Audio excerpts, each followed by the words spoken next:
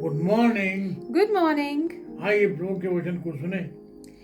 आज का वचन पाया जाता है पहला पत्रस उसका 5वां अध्याय और उसका 3रा पद। यहाँ लिखा है, और जो लोग तुम्हें सौंपे गए हैं उन पर अधिकार ना जताओ, वरन झुंड के लिए आदर्श बनो। 1 Peter chapter 5 verse 3. Not lording it over those entrusted to you, but being examples to the flock. Amen. आप दो चीजें आप याद रखिए। पहली बात है जो आपको सौंपे गए हैं, और दूसरे जो दोस्त इंटरेस्टेड टू यू। आप कल आपको ध्यान होगा, मैंने आपसे कहा था चर्च जो है आपका नहीं है, चर्च है मसीह का।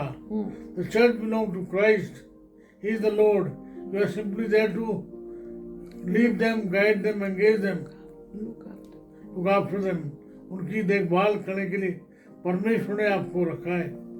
आप देखें आज जो है पत्रस उन्हें कह रहा है, वो कह रहा है कि जो लोग तुम्हें सुबह गए हैं उनके ऊपर लोड ओवर देम, उनके ऊपर जो है हुक्म नहीं चलाना, उनके ऊपर जो है अधिकार नहीं चलाना, उनकी जो है अगुवाई करना है, उन्हें परमेश्वर के मार्गों में उन्हें चलाना है, उनकी देखभाल करनी है, उन्हें सलाह देनी है। Lead them, guide them, keep them safe. आप देखें तो एक चरवाहे का जो काम है वही काम एक क्रिश्चियन लीडर का है, एक क्रिश्चियन पास्टर का जो काम है वही है उनकी अगुवाई करना। इसके विपरीत यहाँ पत्थर ने सलाह दे रहा है कि उनके ऊपर जो है अधिकार नहीं जताना, उनके ऊपर बोसी नहीं करनी है, रादर उनकी अगुवाई करनी है, और झुंड के लिए कलीसिया के लिए एक जो है एग्जाम्पल बनना है, आदर्श बनना है। आप देखें प्रभु यीशु मसीह जो है कलीसिया के लिए आदर्श है, मेरे और आपके लिए आदर्श है। हम लोग जो है चर्च में गाना गाते ना, काश की चुकी सुंदरता मुझ में दिखाई दे। क्या गीत है वो? मुझ में यीशु की शोभा दिखाई दे।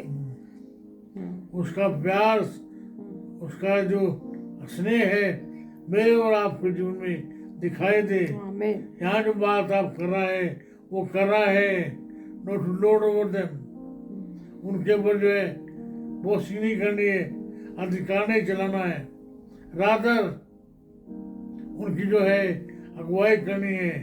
भजन संहिता में 23 में मिलता है, तेरे सोटे तेरी लाठी से मुझे शांति मिलती है।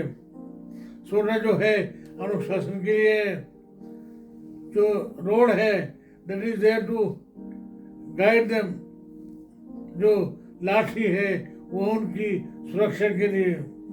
आप देखें यहाँ जो पत्थर जो है कह रहा है उनके ऊपर जो है not to boast over them, not to lord over them, परंतु जो है उनकी अगुवाई करनी है, उनके लिए आदर्श बनना है, उनके लिए एक जो है रोल मॉडल। तो आज जिस बात में विचार कर रहा हूँ वो है स्पिरिचुअल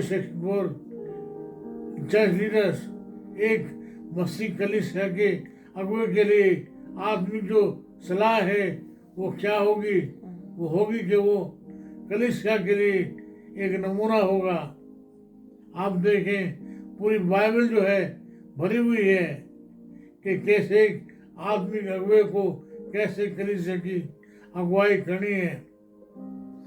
आप देखें पहला तिमोथी उसका 5वां अध्याय 17 पद, पहला तिमोथी 5वां अध्याय 17 पद,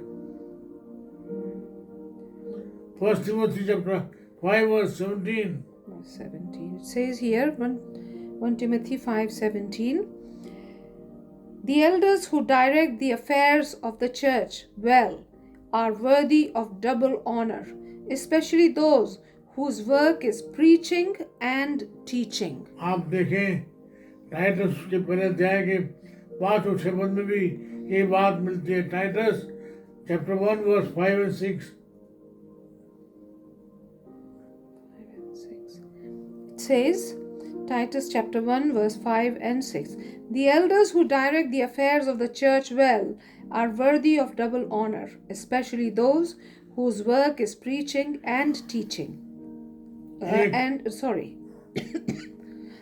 is Titus now.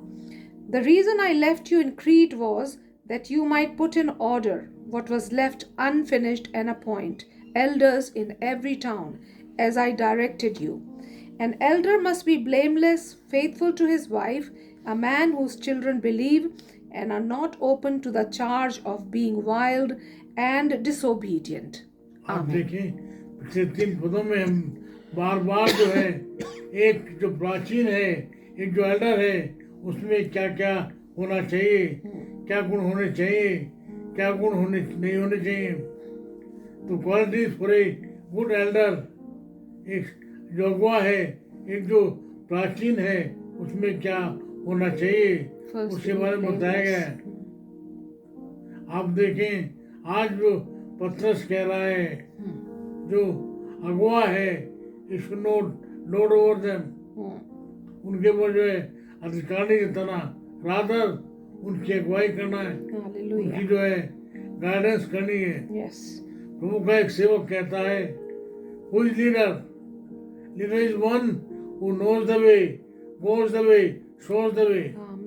एक जो अच्छा अगुआ है, उसे रास्ते के बारे में मालूम है, वो जो है वो रास्ता जो है सिखाता है, चलाता है, और खुद जो है उस रास्ते में चलता है। आज की जो सलाह है आज के अगुए के लिए बहुत ही अच्छी है, बहुत ही जो है चुनौतीपूर्ण है, कैसे अगुए को चलना है।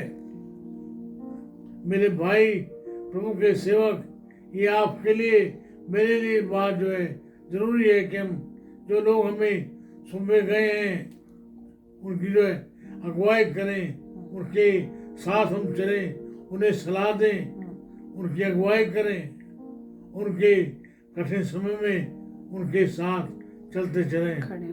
आइए फिर से एक बार अपने आप को प्रभु के 100 लोगों के लिए आशीष का कारण बनाएं, प्रभु के हाथ में अपना जीवन सौंपे। प्रभु आप समूह के साथ में हो, प्रभु आपकी सहायता करे। यीशु के नाम से मांगते हैं, आमीन, आमीन, आमीन।